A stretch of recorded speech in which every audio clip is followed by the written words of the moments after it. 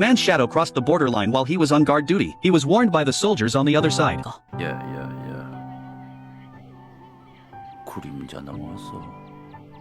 조심하라. Because this is one of the most tense borders in the world. But at noon that day, the man spit on the other side's territory. But the soldiers on the other side didn't get mad. Instead, they spit in the man's direction. And so they didn't budge. But they had smiles on their faces. On this day, a tourist was visiting the South Korean border. But her hat was blown over the border by the wind. But a North Korean soldier picked up the hat and returned it with a smile. But the scene attracted other tourists to take pictures. Because this behavior is punishable by death in South Korea. Although both sides have signed a ceasefire. But it's still a long way from peace. On this night, South Korean soldiers are on border patrol. Because of the vastness of the reed fields and the darkness, they unknowingly came into North Korea's territory. In order not to cause a war, the captain immediately ordered the team to return. But because they were in a hurry, he forgot about the soldier who was taking a leak. And when it was over, Jack not only didn't see his teammates, he accidentally stepped on a mine fuse. He called for reinforcements on his walkie-talkie, but there was no response. Apparently the team was out of range of the signal. But before he could think of what to do, he heard a strange noise coming from the reeds. Jack immediately raised his rifle, but it was a small dog that ran up to him, but he wasn't relieved. A North Korean soldier came up behind him. They were frozen in place. Jack was the first to react. The North Korean soldier raised his hands in the air. But what Jack didn't know was that he had another teammate lurking behind him. He quickly disarmed Jack. The North Korean soldiers heard and saw the mine. They wanted to leave the soldier, but then they thought about it and turned back. Jack thought they were trying to take advantage of him. He threatened to detonate the mine if they came any closer, but the soldier just picked up the dog and walked away. And then Jack called out to them, though they were on opposite sides of the fence. But the man didn't choose to die. He risked his life to defuse the mine. He gave the fuse to Jack to keep as a souvenir. Jack lent them his lighter to light a cigarette. A friendship between two nations, considered taboo, begins with the reeds rippling in the wind.